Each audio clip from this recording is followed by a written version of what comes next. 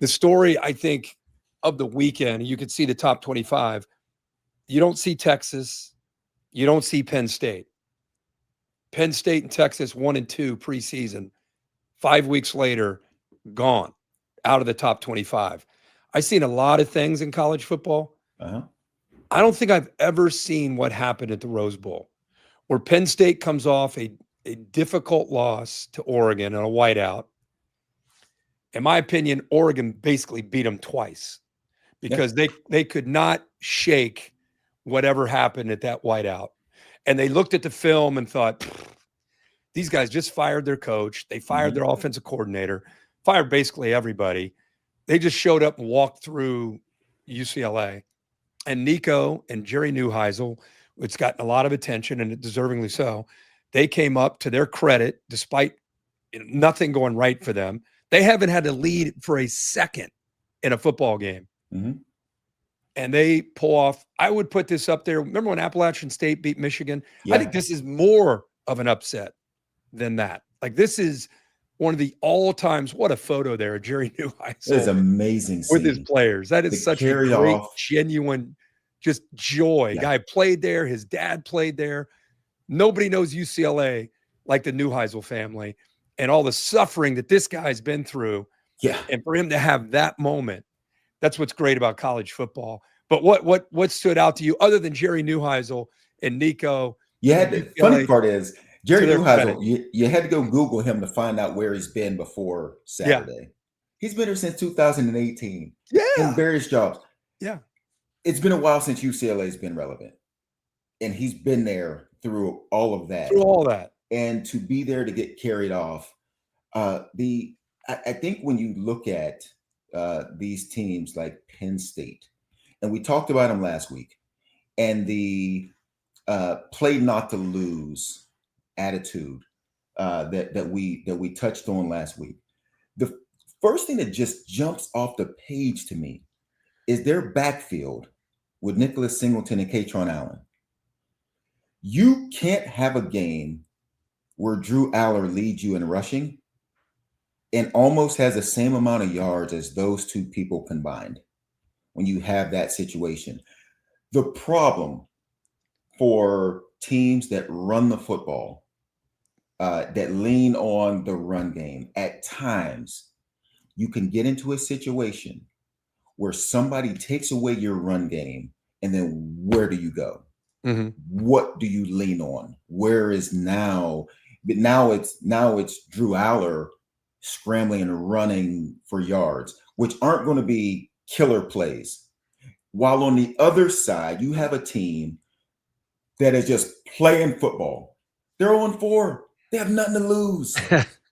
You've come into town right for the taking, and here comes a team. All of a sudden, it's 27-7, and you're like, oh. And honestly, as you're watching the game, as UCLA gets up, oh, they scored a touchdown. That's nice. And they got a field goal, 10-0. Penn State's going to wake up. They're going to wake up. It's going to be ugly, but they're going to win it. It's going to. Yeah. They then get close, and then UCLA answers again, and it is like, oh goodness, this is actually about. UCLA ran the ball for 260 some yards. Even and Nico had 128 yards on the ground and 3 touchdowns. I talked the offensive, running. They ran for 260 yards. If you do that, if the other team runs for 260 and your two running backs have like 90 combined, you're gonna lose. You're going to lose. I think there's from a Penn State perspective, there's a much deeper issue here. I think that their fans, they've been very vocal about James Franklin in big games. They were just coming off their frustration that Penn State lost another one at home against a quality opponent in Oregon. And while they were still complaining about that, they go out to the Rose Bowl and lose in a game that they had no business losing. It's one thing, like you said, if your running game's not there or yet your quarterback has an off day, but Jim Knowles and the Penn State defense against that offense, I don't know if they didn't prepare. I don't know if they didn't listen to Jim Knowles.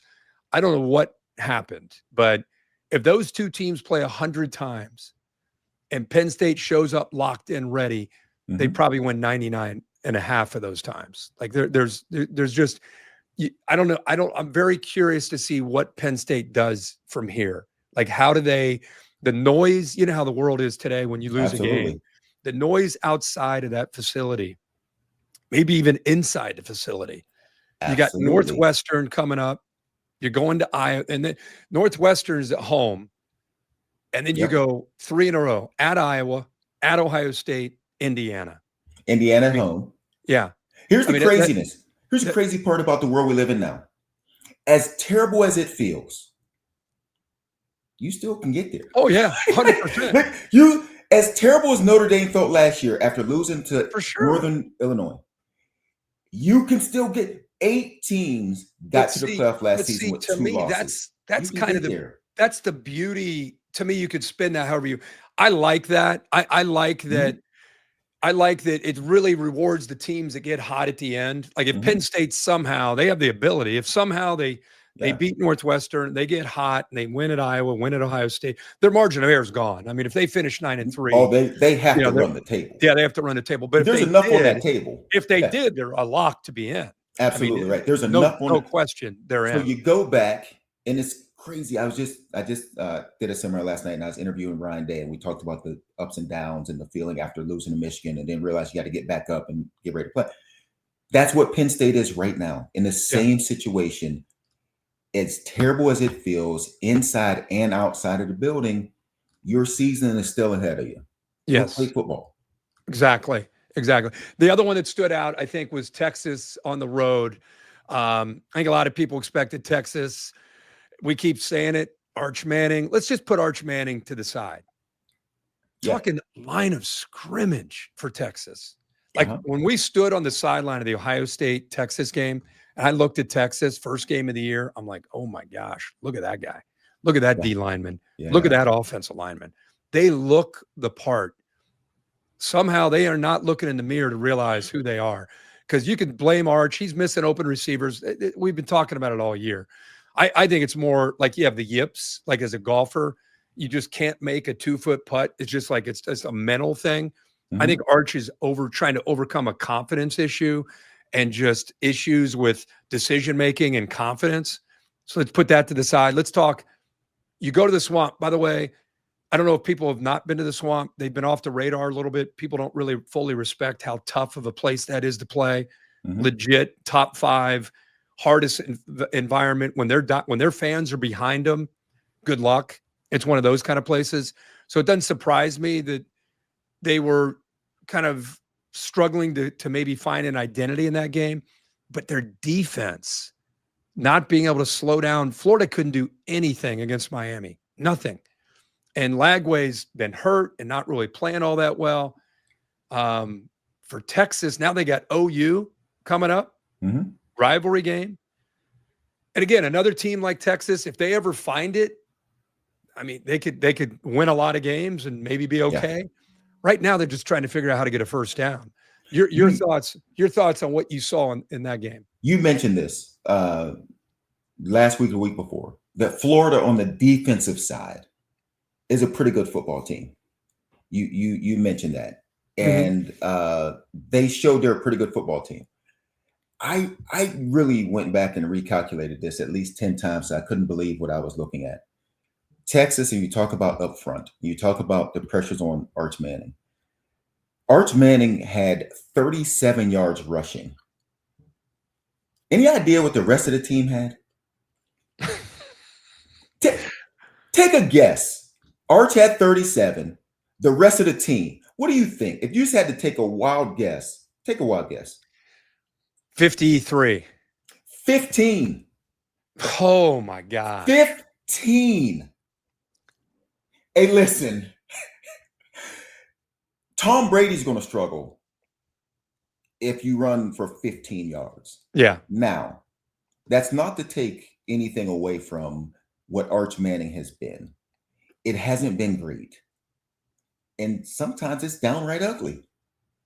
But I can tell you this, it's not going to be pretty if you run the ball for 15 yards against a defense like Florida a defense that you're going to continue to see throughout the SEC. I went back and I watched the films. I just wanted to see what Arch is doing, and it's not pretty. Let me ask you a question. And this question is not would you or should Sark, but in today's world with NIL, transfer portal, the money, all these things, could you bench Arch Manning? Like, is it even a possibility with the fallout that comes from that? Like, could you bench him? I don't know. I saw Matthew Caldwell come in and throw an absolute strike when he came in, when Arch Manning's helmet went off. Yeah. And he came in and just threw a laser. Threw a dart.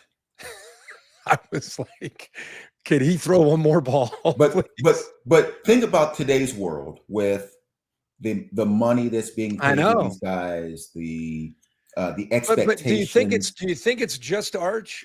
You just went over the offensive line, the running game, the defense. I mean, I think it's the great mystery of 2025. Why isn't Texas playing better? It's a combination of things, but it's all bad. Arch is just the tip of the spear, whatever you want to call it. He's the focal point. So when you watch it and you show some of those throws, the interceptions are bad. Even the touchdown, even their first touchdown when he hits the guy in the flat. Yeah. I looked at it. He takes 7 extra steps, rolls out, sees the running back.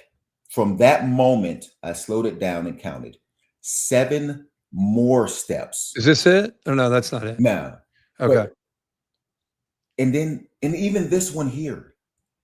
He just looks indecisive and unsure. The linebacker's standing right there. And he throws it when the guy behind him. So again, it's not all him. But at the same time, he's not playing well.